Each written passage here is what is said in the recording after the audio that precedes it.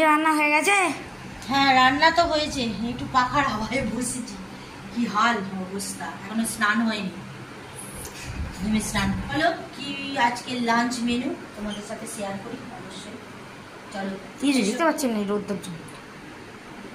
এবার ঠিক আছে, এদিকে যাবো। এখানে আছে ভাত, গরম গরম ভাত। এখানে আছে পটল ভাজা আর কুমড়ো ভাজা। এগুলো একটু বেশি করে করেছি, রাতে আমার হাজব্যান্ড খাবে, হাজব্যান্ড খুব ভালোবাসে।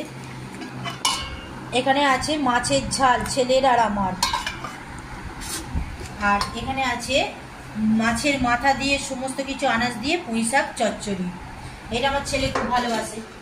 আর এখানে তো আছে আচার, ও দিদুনের হাতের আচার। তো এই আজকের লাঞ্চ মেনু। বেশি কিছু আজকে আর করিনি।